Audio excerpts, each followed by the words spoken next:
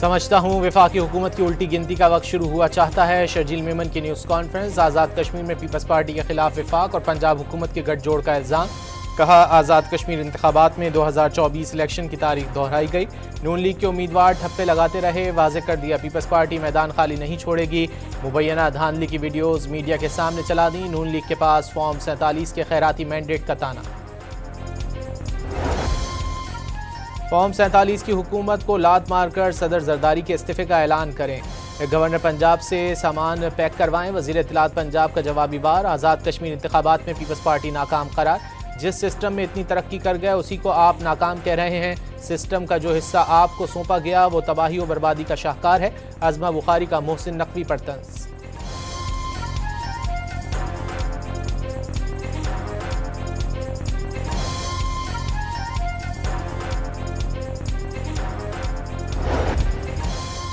Azad Kashmir election میں نون league نے سادہ اکثریت حاصل کر لی. 45 میں سے 23 سیٹوں پر کامیابی حاصل کر لی. رانا ثناء اللہ کا دعویٰ.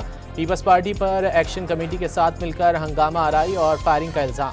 چودھری لطیف پر قاتلانہ حملے کو ڈرامہ قرار دے دیا. وزیر اعظم شہباز شریف کی کامیاب لیگی امیدواروں کو مبارکباد. وزیر اعلیٰ پنجاب مریم نواز کا بھی خوشی کا اظہار.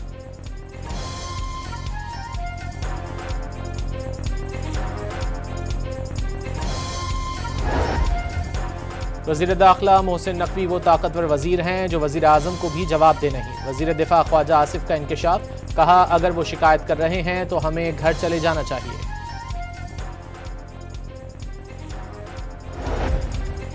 وفاقی وزیر رانا تنویر نے وزیر داخلہ محسن نقوی کا پبلک میں بیان دینا غیر مناسب قرار دے دیا. کہا کہ محسن نقوی کو عوام میں بات نہیں کرنا چاہیے تھی. وہ یہ بات کابینہ کے سامنے کرتے.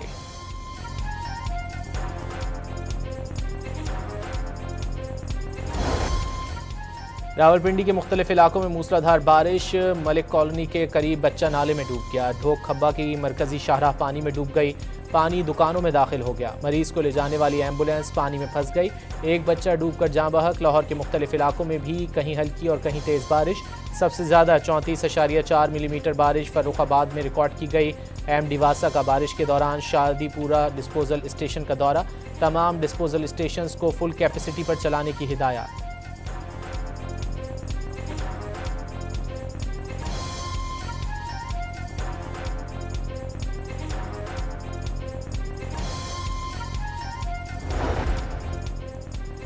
ایران نے ایک اور امریکی MQ-9 ڈرون مار گرایا. ایرانی فارس نیوز کے مطابق ڈرون آبنائے ہرمز پر پاسداران انقلاب کے جدید فضائی دفاعی نظام کی مدد سے گرایا گیا. امریکی صدر ڈونلڈ ٹرمپ کا ایران کے ساتھ آج مذاکرات شروع کرنے کا اعلان. واضح کیا کہ ایران کے ساتھ رابطے مذاکراتی فریم ورک کے تحت ہو رہے ہیں. ایران پر بڑے حملے کا منصوبہ سعودی عرب، متحدہ عرب امارات، قطر اور ایران کی درخواست پر منسوخ کیا. ایران پر حملہ ہوتا تو یہ دوسری جنگ عظیم کے بعد سب سے بڑا حملہ ہوتا.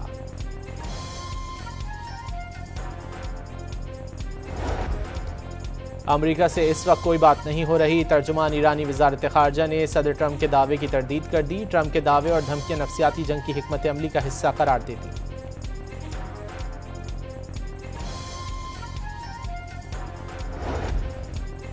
آبنائے ہرمز میں نیا بحری راستہ مقرر کرنے پر ایران اور عمان معاہدے کے قریب پہنچ گئے. جہازوں کی آمد و رفت کے لیے شمالی اور جنوبی دونوں راستے استعمال نہیں کیے جائیں گے. ایرانی وزیر خارجہ کی کابینہ کو بریفنگ. واضح کر دیا اس مفاہمت کا آبنائے ہرمز کی بحالی یا بندش سے کوئی تعلق نہیں.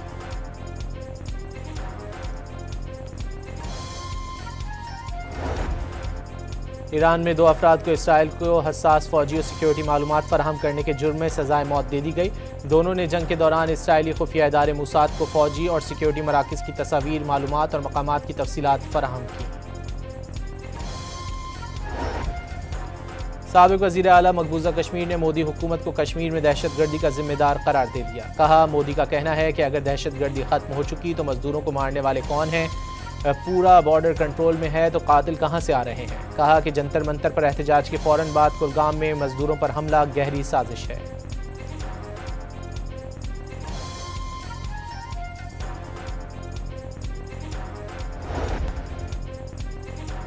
سوات کے علاقے کبل میں پولیس اسٹیشن کے قریب خودکش دھماکے میں شہید اہلکاروں کی نماز جنازہ ادا کر دی گئی. وزیر اعلیٰ اور IG خیبر پختونخوا کی شہداء کے ورثاء سے ملاقات. زخمیوں کی عیادت. دہشت گردی کو جڑ سے ختم کرنے کا عزم.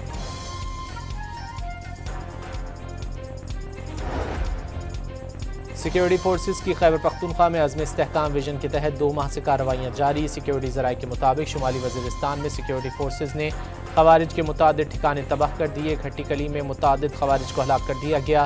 ہلاک دہشت گردوں سے بھاری مقدار میں اسلحہ، گولہ بارود اور دیگر سامان برآمد۔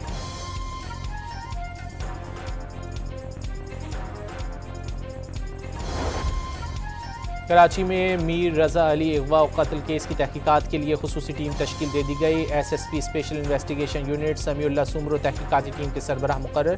تحقیقاتی ٹیم کو ملزمان کی گرفتاری اور کیس کے تمام پہلوؤں کی چھان بین کی ہدایت۔ میر رضا علی اغوا و قتل کیس کی پیش رفت رپورٹ روزانہ بنیاد پر پیش کرنے کا حکم۔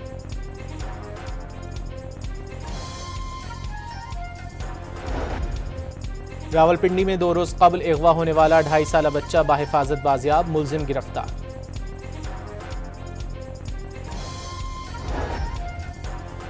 اور پاکستان گڈز ٹرانسپورٹ اتحاد کا پیٹرولیم مصنوعات کی قیمتوں میں اضافے کے خلاف 8 اگست سے غیر معینہ مدت تک ملک گیر ہڑتال کا اعلان۔